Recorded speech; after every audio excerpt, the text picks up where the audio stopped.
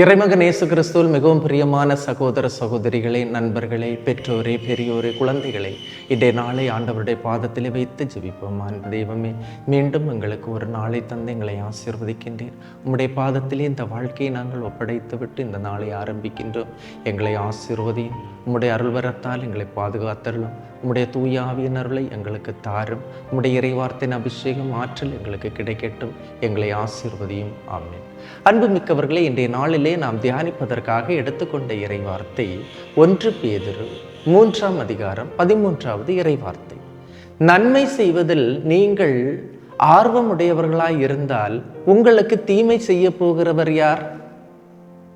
அவ்வளவுதான் இறைவார்த்தை. நல்லதையே நினைத்து, நல்லதையே செய்து, நல்லதையே கடைபிடித்து, நன்மைக்கு ஊற்றான கடவுளை வாழ்வில் பிரதிபலிக்கும் போது தீமை நம்மை தீண்டுவது இல்லை. எனவே எப்போதும் நல்லவற்றில் ஆர்வம் வேண்டும். இருளை பழிப்பதை விட ஒளியை ஏற்றுவது மேல் என்று சொல்லுவார். இன்று நீங்கள் ஒளியை ஏற்றுகின்ற மக்களாக இருந்தால் இருள் உங்கள் பக்கம் வருவது இல்லை. நீங்கள் ஒளியை பிடித்து கொண்டு இருளை சந்தித்தால் இருள் உங்களை விட்டு ஓடிவிடும். அது உங்களை நோக்கி வராது, உங்களை தீண்டுவது இல்லை. பிறர் தீமை செய்தாலும் நீங்கள் நன்மையை செய்தால் கண்டிப்பாக அவர்கள் வெட்கப்படுவார்கள், வெட்கி போவார்கள். ஒரு கன்னத்தில் அறைந்தால் மறு கன்னத்தையும் காட்டு என்று சொன்ன தெய்வம் அவ்வாறு நாம் காட்ட பழகி கொள்ளும் போது, பழகிவிட்டால் இயேசுவே என்னில் செயல்படுகிறார். கோபம், குரோதம், வஞ்சகம், பொறாமை, காய்மகாரம், அகங்காரம் இருக்கும் இடத்தில் நன்மை செய்யும் எண்ணம் இருப்பதில்லை. மாறாக எப்பொழுதும் தீமையே செய்ய வேண்டும் என்ற எண்ணம் உதித்து கொண்டே இருக்கும். இப்படிப்பட்ட குணம் படைத்தவர்களிடம் தூய ஆவியில் புதுப்பிறப்பு அடைந்தவர்கள் அல்ல.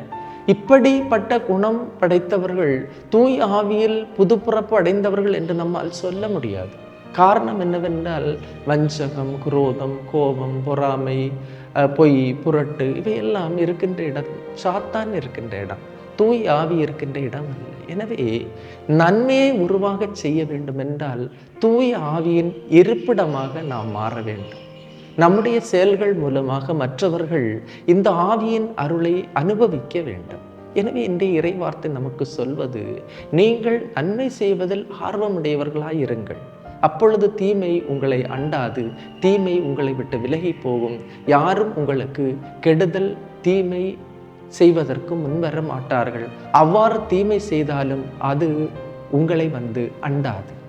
எனவே இந்த இறைவார்த்தை நமக்கு தருகின்ற செய்தியாக இதை எடுத்து இந்த நாளிலே ஆசீர்வாதமாக அமையட்டும். எல்லாம் வல்ல இறைவன், தந்தை, மகன், தூய ஆவியார் உங்களையும் உங்கள் குடும்பத்தையும் நிறைவாய் ஆசீர்வதிப்பாராக. ஆமேன். இயேசுவுக்கே புகழ், இயேசுவுக்கே நன்றி. மரியே வாழ்க.